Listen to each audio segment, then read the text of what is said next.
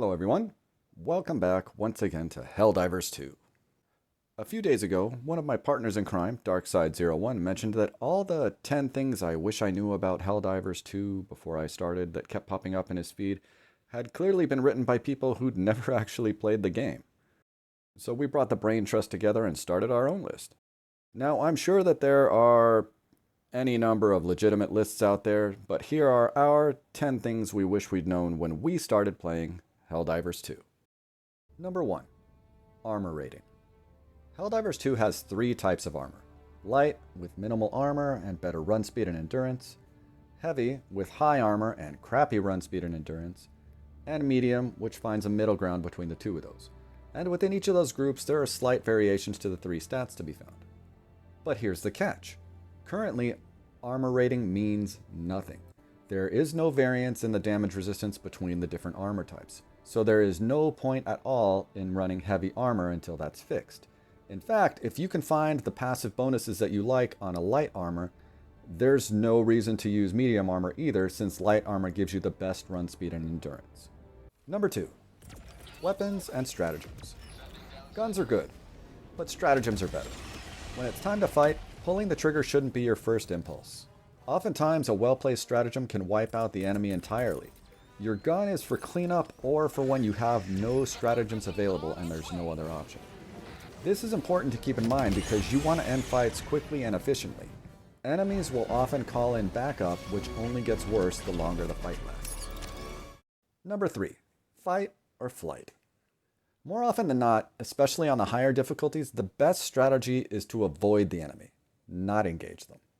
As you're running around the map to your objectives, you'll come across enemies here and there, and patrols moving around.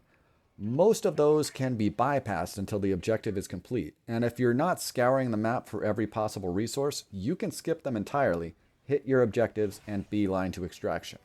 The only time you should be fighting is to clear out an objective area, or when something goes wrong and there's no other option. Number 4. Extraction delay. Objectives done, evac shuttle's been called, but wait, Captain Looks for Everything is still across the map.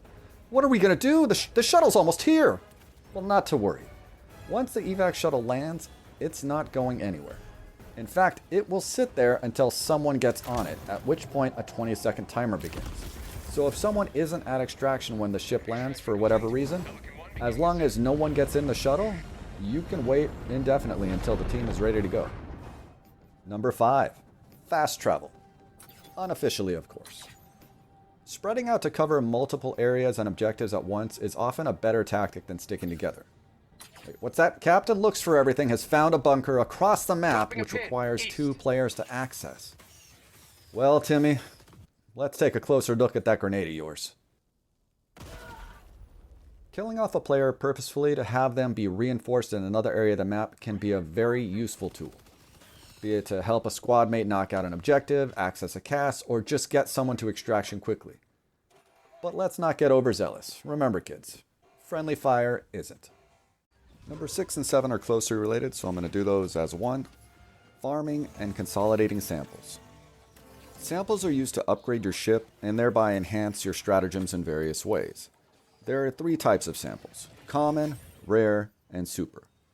Common samples are available on all difficulties, while rare and super are difficulty locked, with rare appearing on challenging and above, and super only spawning on the top 3 difficulties: suicide mission, impossible, and hell dive.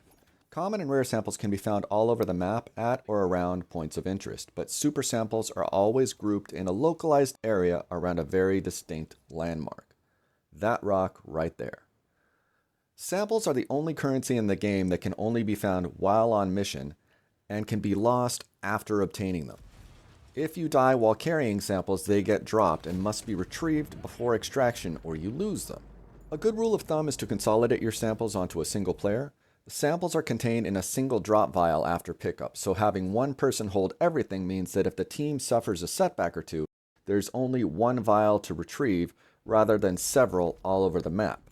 To do this, at any point during a mission, a player can purposefully drop samples, a backpack, or a support weapon, whatever they might be carrying. In order to do that, all you have to do is hold the down arrow, which brings up a radio menu. Then you highlight the item you want to drop, in this case the samples, and then release the arrow and they drop to the ground for someone else to pick up. Number 8. Currency caps. There are 4 types of currency in Helldivers 2. Requisition slips or credits for stratagems, super credits for the in-game store purchases, medals to buy weapons, armor, etc. from war bonds, or samples for ships and stratagem upgrades. Currently, requisition credits cap at 50,000, war bond medals cap at 250, and samples cap at 500, 250, and 100 respectively from common to super. So if you haven't purchased everything there is to purchase, make sure you're keeping an eye on how close you are to those caps and spend what you need to avoid hitting the camp and losing out on any rewards that you might need in the future. Number 9. Backpacks. There are several different backpack stratagems available in Helldivers 2. You can only wear one at any given time, and they have a fairly long refresh timer before you can call another one. That being said, everyone should be wearing a backpack as much as possible. And there are several different options to choose from. The fan favorites are definitely the personal shield generator or the rovers, which are drones, one of which carries an assault rifle and the other one carries a beam rifle. But I personally don't go anywhere without my jump pack. Also available is a support pack that allows the wearer to act as a portable resupply station for their squad mates, or a physical riot shield which can be used in conjunction with a pistol or a submachine gun. Number 10. Drop pods are weapons too. That trophy that everyone was talking about where you have to kill a charger with an incoming resupply pod? Well, apart from being pretty easy to accomplish, it's also a valid strategy that's favored by linguists. With a little practice, it's not hard to get your stratagem beacons to stick to the enemies. Your incoming turret can now kill that charger or bile titan or destroy a bug hole or a bot factory on its way down and then pop up and start mowing down the rest of the enemies. Likewise, your incoming squad mates can do the same. So when you're in a fight, don't look for a safe place to drop something. Be strategic about it. Where's it going to do the most damage when it comes in? We had a few other things as well, but some of them skewed to a little more mid to advanced strategy, so maybe we'll put together another list in the future. But for now, we'll leave you with this. Number 11. A bonus, if you will. There's no PvP in this game. Sure there's not.